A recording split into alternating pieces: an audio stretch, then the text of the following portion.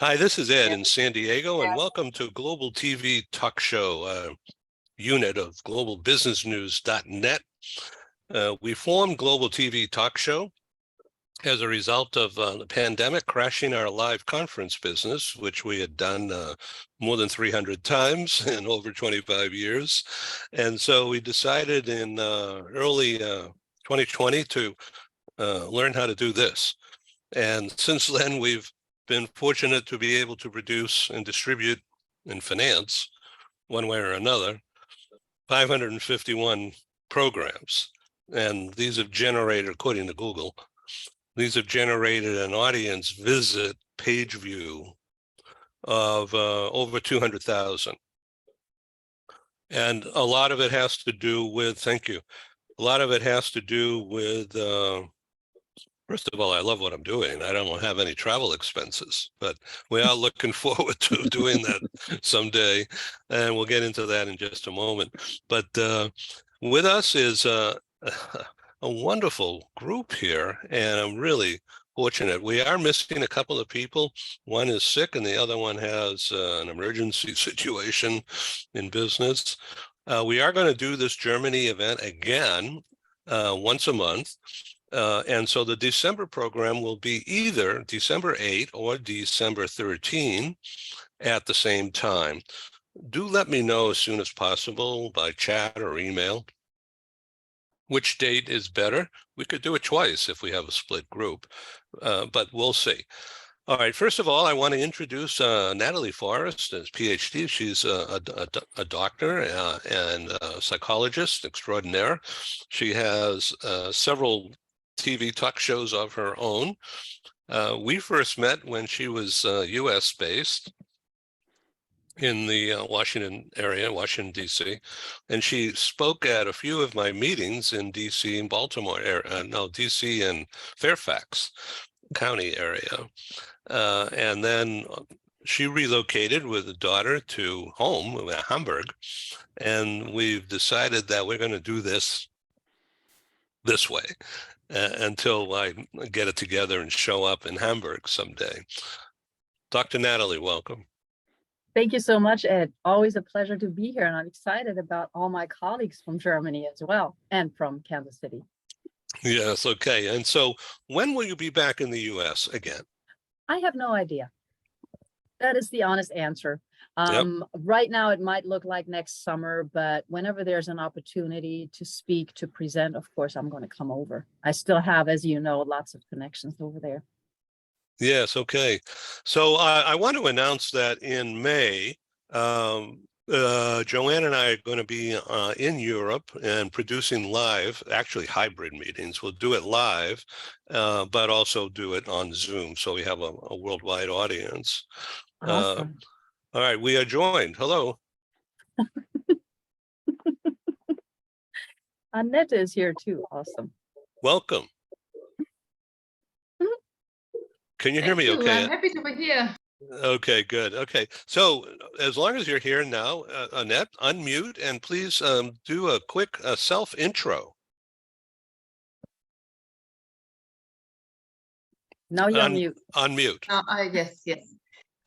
So finally, I'm Annette Dernick from Germany, and my topic, and as well as my vision, is love and peace in companies.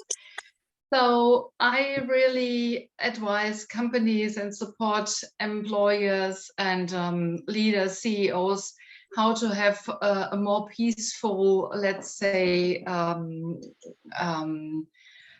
of working together with each other. So that they will have a lot of appreciation for each other and that they communicate in a more peaceful way.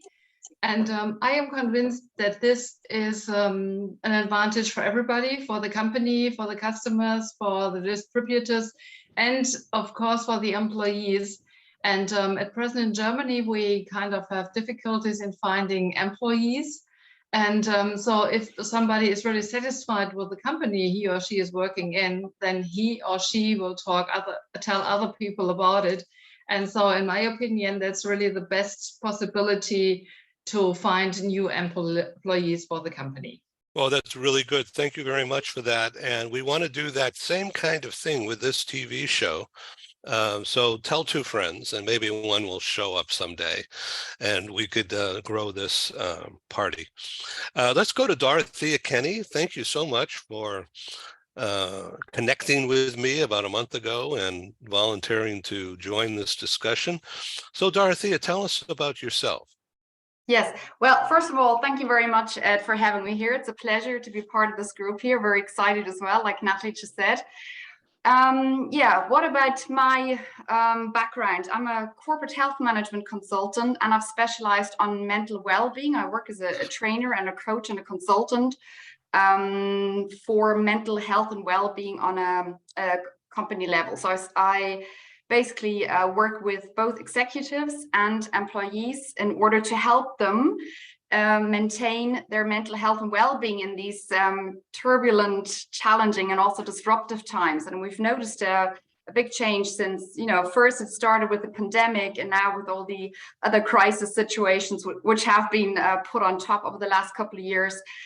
We've experienced a huge increase in the demand for support and training and coaching when it comes to mental health and well-being. People are there's a lot of insecurity going on, and people are looking for basically new ways of regain sense of security for themselves, regain orientation on how to deal with all these challenges that we are confronted with, and that's basically what I focus on.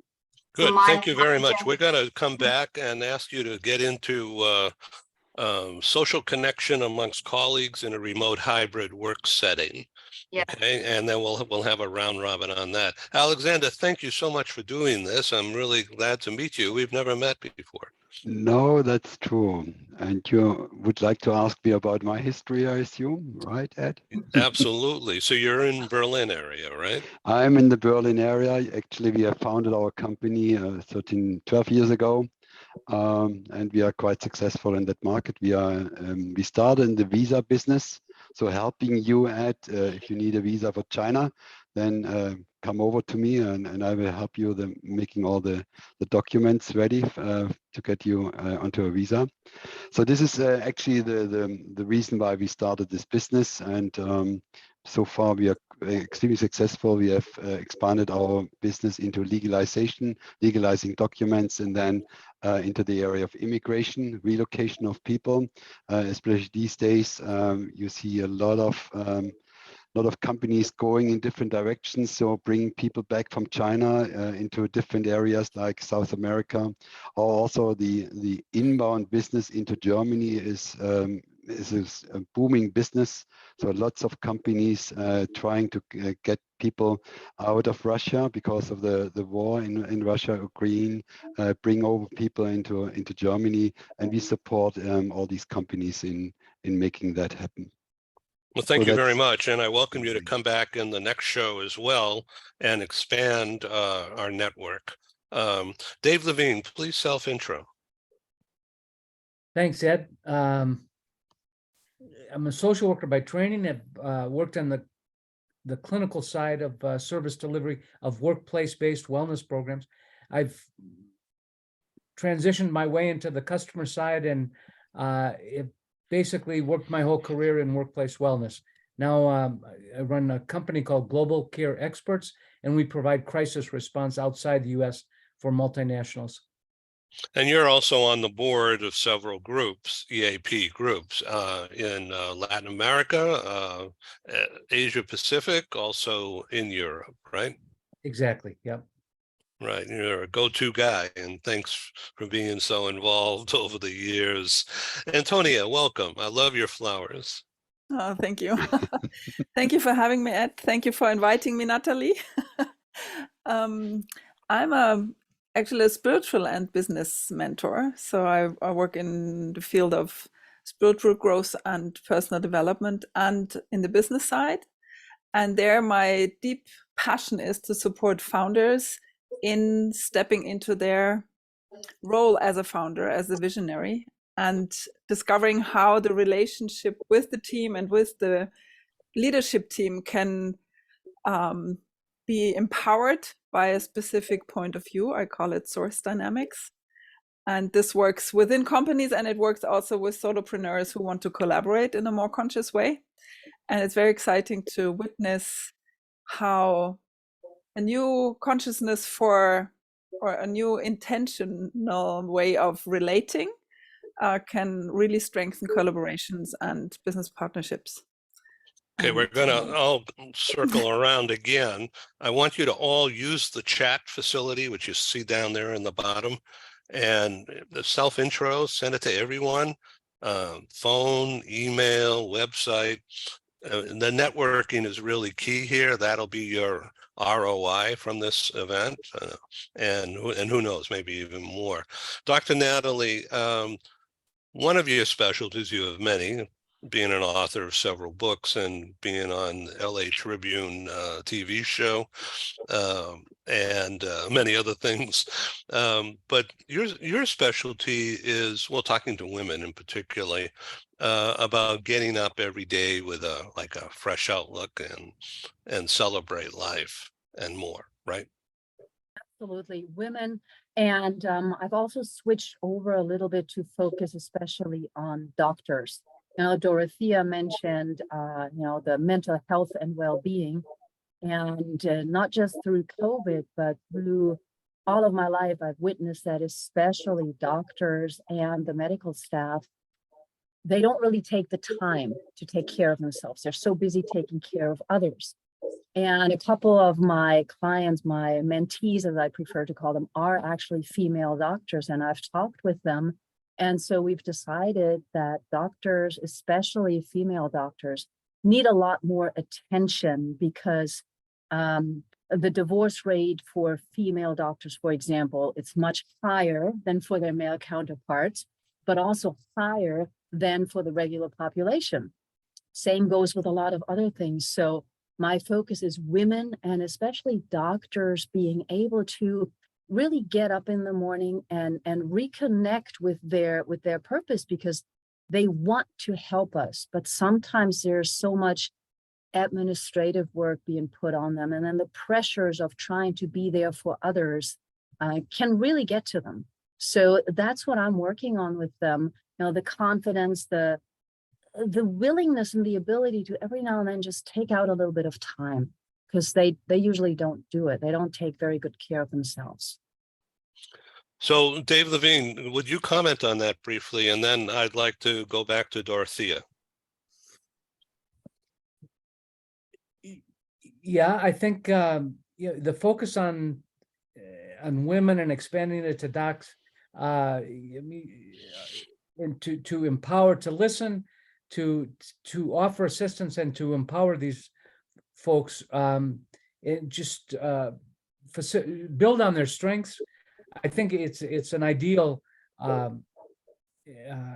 approach, and I can see why you brought in Annette as well, with her organizational focus and spiritual focus, and I can see how you would complement each other's approach. And I'm interested to hear more of Dorothy and see the similarities and differences between what you all have just laid out as your approaches. Dorothea.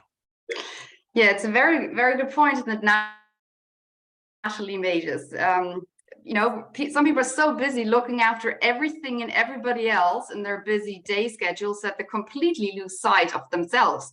And that's actually one elementary part of the work that I do, trying to increase awareness of the importance of self-care, that it's not selfish and it's not something that I maybe do when I've got time left, because there's never time left. It's like saving money. If you wait till the end of the month to see what's left over, that, we all know that doesn't work. We need to actively take out time and put self-care on a new level and give it back the importance that it deserves, because if we don't look after ourselves when it comes to our own health and well-being, we will not be able on the long run to do well for others either. So good approach, Natalie.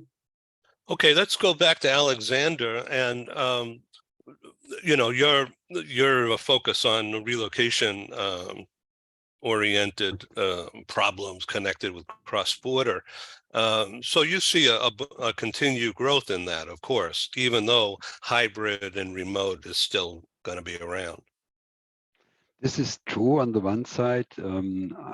I personally believe that the pandemic situation will go away. People will forget quite soon. We are still more or less in that situation, but I'm certain, that in 2, 3, 4 years from now onward, people will remember the situation and how bad it was, but people are going back to business as normal as before 2020. That's how I see that, and you can already see the trend in this direction. Especially in my business, our revenues are already at the number which we had in 1919. So we are almost back in normal stage. So I'm really looking positively into the future. I'm a little bit concerned about the war in the Ukraine. This is putting a lot of burden onto lots of people, and talking to many companies, they try to get people out of Russia, bringing into Germany. This is something where we try to help as much as possible, and also the government is supporting this move, the migration of people from these kind of states into Germany, which is a good thing, and we Yeah, try thank to you. help there. Thank you. I would really want to expand on what you've just been saying, but let's talk about the mental health of these people being relocated. It's stressful enough, but adding to that the war and running away. I mean, this is awful. It And is. I sit here in San Diego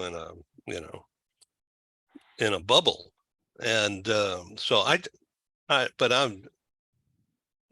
can't imagine the threat. And I mean, your family picks up or runs singly away into a new place, and they don't know anybody, they don't know anything, and they may not be fluent in the language sufficiently to get around. So, Dr. Natalie, are you going to deal with that population growth? I think we, and I mean all of us here, we try to work with everybody who needs our help, whether that is in business or in personal lives. The doctors relocate, women relocate, businesses need to relocate. It's all directly connected with each other. So when Annette was talking about, more peace and more collaboration, that's of course is crucial, and that's not just for companies, as she was saying, but it's for the whole country. And I think in Germany right now, there is a certain anxiety, at least amongst the elder population, because we've had quote unquote peace for about 30 years now. And now they're being thrown back into, oh my gosh, what's happening? And all of the sensational reports about energy crisis and all of that. It's kind of hard to figure out what's real and what isn't at times, because there's so much information. So I think the mental aspect is really crucial. And I think that's where, Dave referred to it, where also the spiritual side comes in, whether it's peace and love at work, or whether it is who really is the source for an idea, either in personal or in professional lives, as Antonia was saying, who comes up with an idea and then who carries it forward, and how do we work this? I think those are really crucial points that we can't say one is business and one is personal. It's all interconnected at this time. And I think that's what's really fascinating also about this group, because that's what we all deal with. So this is a hot topic, and so we want to expand further. Annette, would you comment on that, please? Yeah, I have a personal history that has been influenced by war, by World War II, in a way that is kind of my mission or my wish to contribute to more peace. And in my opinion, peace doesn't only start many miles away, even though I can imagine how the people feel who have to experience war now.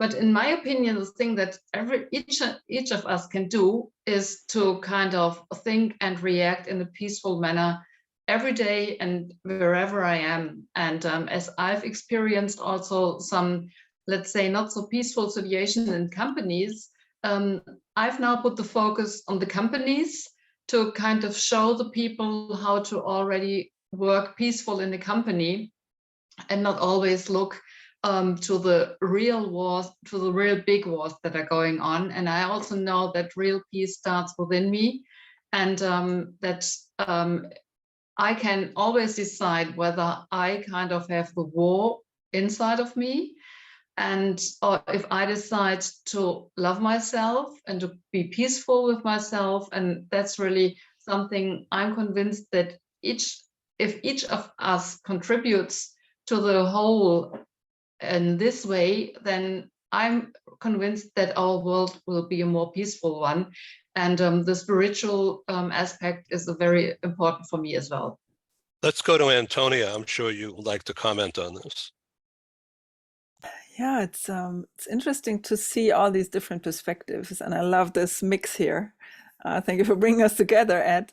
I really feel that this part of what Annette just said with the peace within is a big part of us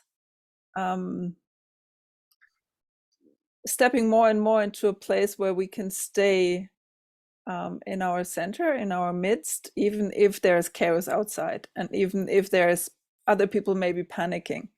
And I think this is part of the mental health area and part of the spiritual area and part of peaceful work, is to all be aware of where am I at the moment, what do I want to bring into the world, and how do other people maybe trigger me, and then to react from a place of intentional acting and not reacting. This is really part of, for me, the basis for this whole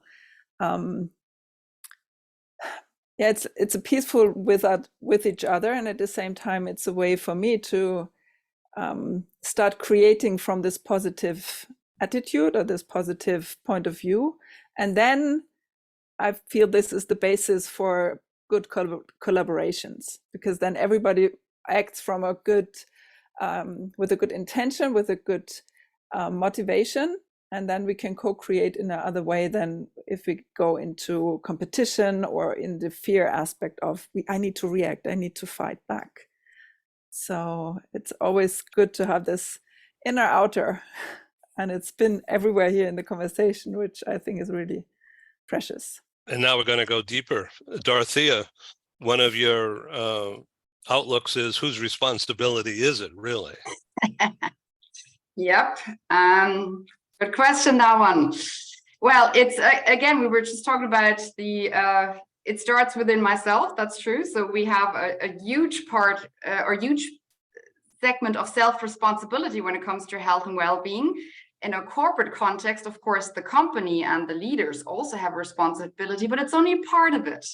You know, or we've got we all have central areas in our lives that are relevant to our health and well-being. Work is just one of them. You know, the other one is our physical health. What do I do in order to look after my health?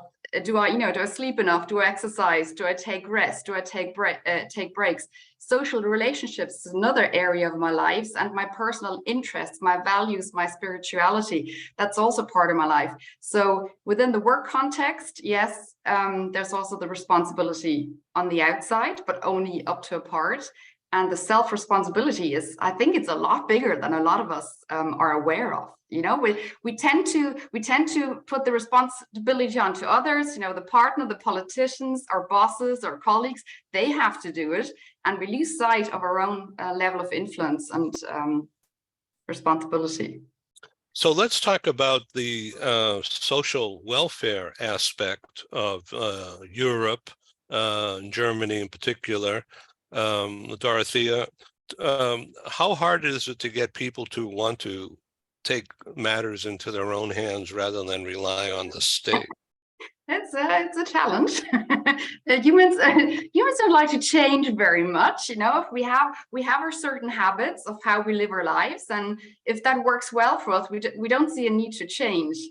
So it's always easier to put responsibility onto somebody else and instead of starting with myself. And I totally agree with Annette and Antonia. It starts within myself. And when it comes to mental health and well-being, I think it's becoming increasingly more important in these disruptive times that each and every one of us figures out kind of basically something that anchors them, whatever this may be. You know, it used to be work, maybe you used to go to a church or what, you know, other social context situations that anchored me. And I think that is breaking up more and more. So this is the new challenge that we have, to find a new anchor, so we can have this center from which we can deal with all challenges that work and private life throws at us.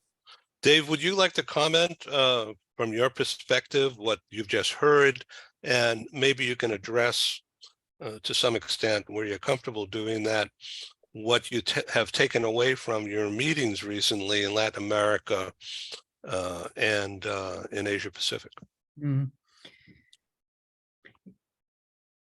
It's a difficult time to be, I too, as Antonio pointed out, am honored to be with this group. It's a difficult time to assert these perspectives that I'm hearing on this call, with the more fear-based, self-righteous, politically infused perspectives that a lot of people are bringing to discourse, social discourse.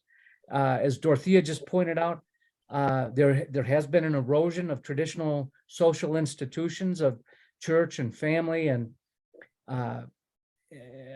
education, and I see some people handling that change, responding with fear and digging in their heels in very short-sighted perspectives, following very short-sighted notions and leaders. So it's a difficult time. I think the challenge we've had in workplace-based, for 40 years, we've used employers as a social institution that is good for work and earning a living, but is also good for introducing a higher level of health. And we've been challenged to attract people with mental health issues and address them there. But I think it remains a vital institution to reach out and help bridge some of the separatism, divisiveness that we've seen going around, and address whatever is at the base. If it's, I said fear-based, it may or may not be fear, but whatever is generating that, the more selfish, self-righteous perspective, and bridge that into some more honest communication between people, I think we're going to all be better off. Let's get back to Alexander, the more practical approach. Please address. It's a very good one. I listened to all what you said, and you're absolutely right. But on the one side, on the other side, I'm working together with people coming into Germany, coming from locations where there's a lot of threat there, war and so on, you know, also from Syria. You're not just only from Russia or Ukraine, also from other areas. They would like to come into Europe just to make money and to go away from all these catastrophes they are seeing. And coming over their families. So that's why I deal with lots of people who would like to go into a life which we already have. And even the corona situation is a kind of in quotes, a gift for us, because this gives us a new feeling about in which area we are living and how blessed we are with what we are doing and how we can do that. You mentioned that we are not having any war for 70 years or longer. We have food, we have drinks, we can do everything what we like, but we haven't experienced the situation people are having today in the Ukraine. That's something which we always have to keep in mind. So that's why I think it's important for us that we help these people if they would like to come into Europe, and help them to overcome this situation, and helping them to get a new destiny, get a new home in Europe. That's I think what we need to do. And I also see the challenges we are having with the governments.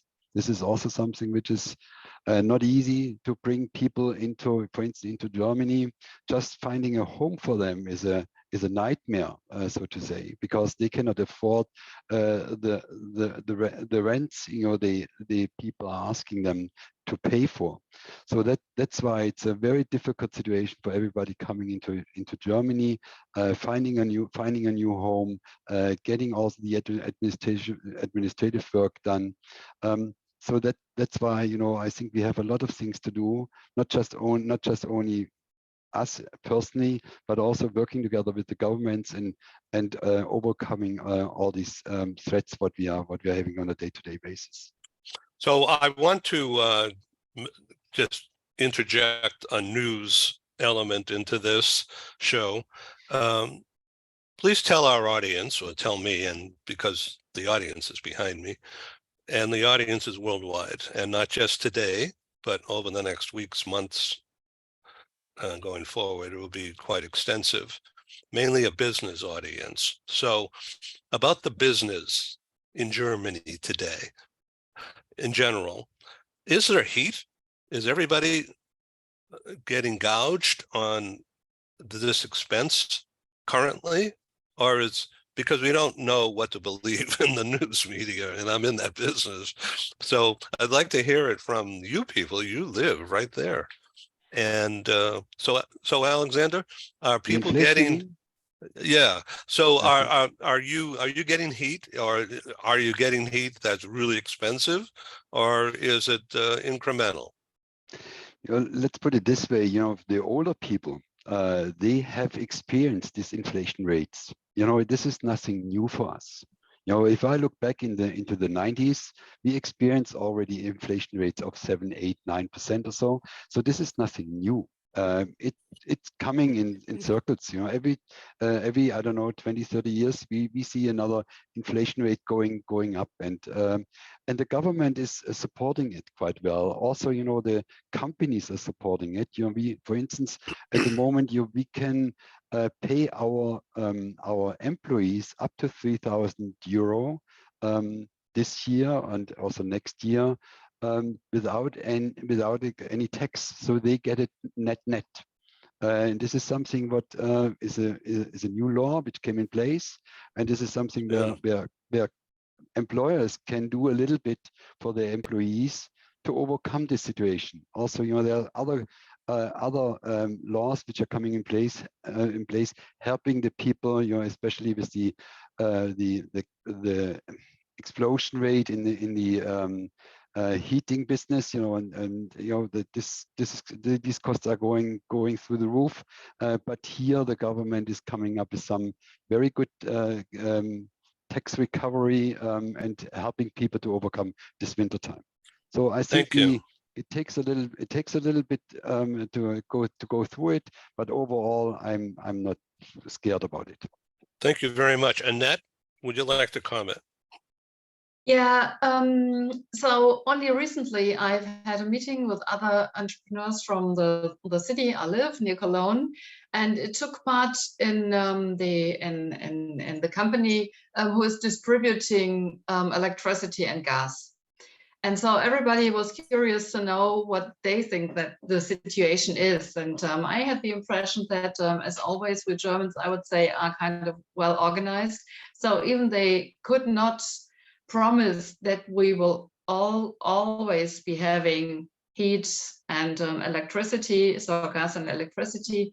They said that at present they kind of prepare for maybe blackouts up to 72 hours. And they really want to make sure that also the companies get the electricity and the gas that they need for their production.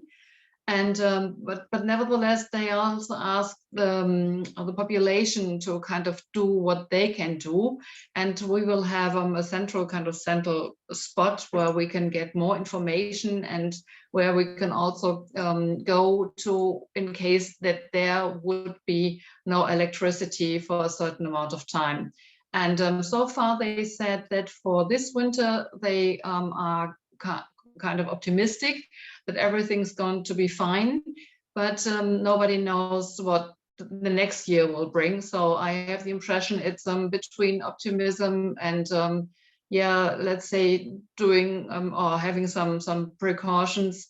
And as to the general situation of the companies, I have the impression that in Germany a lot is done for companies and entrepreneurs to support them. And sometimes I have the impression that this is also the reason for, let's say, a little bit of laziness. So people expect the authorities to support them, and in case that there is no support, then they kind of yell and say, oh, you have to support me. And I have the impression that this is really different to other countries where the state doesn't pay so large sums to also the employers and the companies. We have 5 or 6 minutes remaining, so let's speed things up a little bit. Dr. Natalie? Well, I think when you said the rest of the world is not sure what to think, to me, it seems like a lot of Germans are not sure what to think as well, because we hear that we're not going to have enough.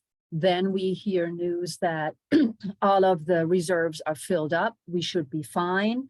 That, you know, a lot of people are doing their part, some because there's a financial incentive, some because, I mean, we do have a social system. So when the government tells us that, for example, my hairdresser, she's not supposed to have all of the lights on in her shop at night.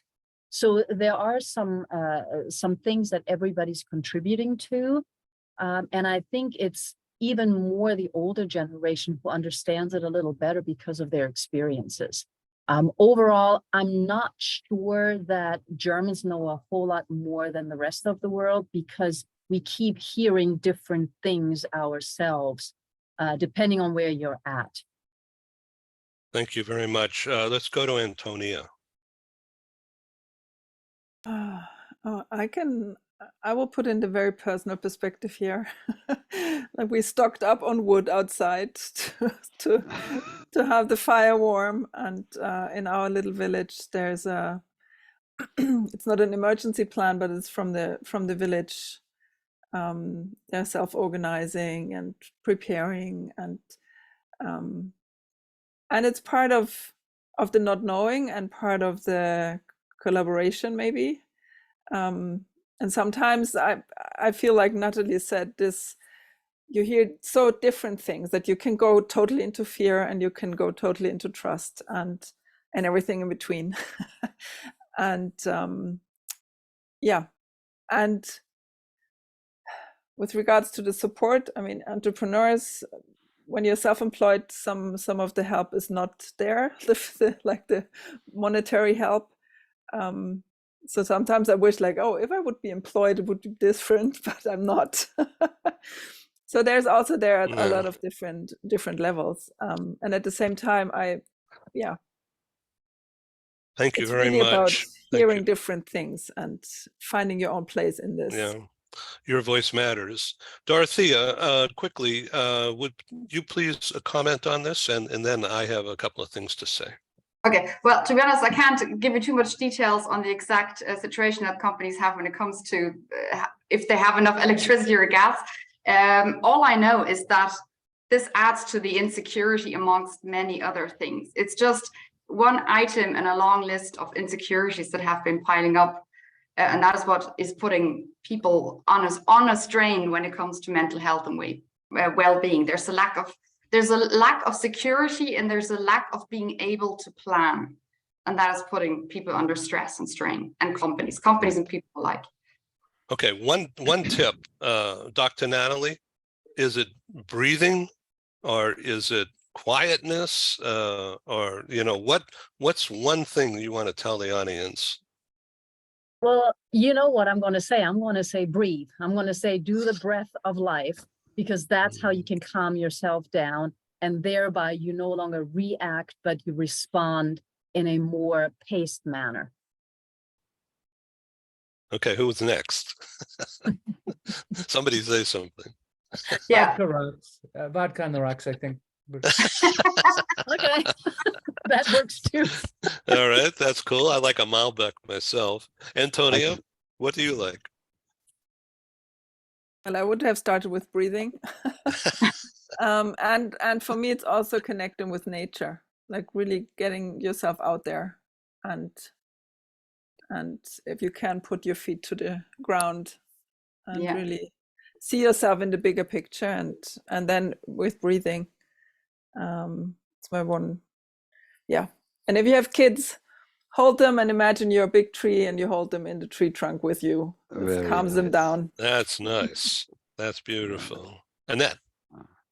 So my tip is to really not to listen too much to the news. So I know I like the sentence, you can't change the news, but the news can change you. And so I prefer to, let's say, send positive vibes to the universe. And I know that they come back to me. And so I hope that I can give them to others as well. Dorothea, one more word. One word, find something that you absolutely love, that recharges your battery, that makes you feel good about yourself, whether it's going to nature, whether it's playing with your kids. Find that one thing that you love doing and make sure you integrate that on a regular level into your daily life. Alexander? Very difficult to say. I remember April 2020. As an employer, I've seen my revenues going down by 80%. We have 80 people to pay. So I knew at that time my money goes away very, very fast. But we are still here and we are still working and everything is going in the right direction. So we should stay tuned, should stay positive. That's what I can see. There's always a door which is open again. So just keep positive and life will make it. Thank you so much. As I mentioned, the last two meetings we did live meetings were in Washington, D.C. The last meeting was on February 27, in 2020 in Washington, D.C. on Embassy Row. We happened to have planned this well before COVID exploded. And it was held in the mansion, the former home of President Woodrow Wilson. So it's really elaborate and fancy, and we sold out. And I have to tell you, mental well-being was not a topic. But on that last flight out of Washington from Reagan Airport to San Diego on Southwest, I think I was the only one on the plane other than the flight crew. And they kept me floating with anything I wanted to drink. But I'll tell you, it was actually scary thinking about what's going on. And we had built an advertising sales business over the years. So my conference revenue was strong for a long time, and it went to zero, almost like that. And so it's the fastest way. Being an entrepreneur at that time was the fastest way to crash your credit rating. So it's been a long slog building back up, but we've set up a subscription service to sell, and it's beginning to catch on. So I think we're really going to have a strong 23, and very happy to announce a series of live meetings, still to be fully announced, but in mid-May, we will do a live meeting with a Zoom component based in Milan.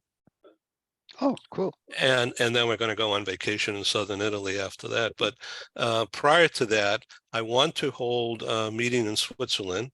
I don't know whether it'll be in Geneva or in Zurich. We'll figure that out. And I also would like to do a meeting in Germany. And in each case, I'm looking for host sponsors. In other words, help me pay for it, or donate space where we can attract. Doesn't have to be a large meeting as long as we have the right people in live seats. And then we could use Zoom to tell the world everything else. But so once again, a hybrid approach. So like this show right here today on November 28th, the year 22, will be seen over the next few months by more than 100,000. It could be a lot more. And so our next meeting that I'd like to do in Germany and about Germany on Zoom can be in my calendar, December 8 or December 13. Let me know, please, ASAP, which date appeals more to you at about the same time of day. I know Matthias will join us again, and this other fellow from Amsterdam. And if we could find, Alexander, a couple of corporate clients who you know, who might like to Zoom in and say a few words, that perspective would be helpful, I think. What do you think?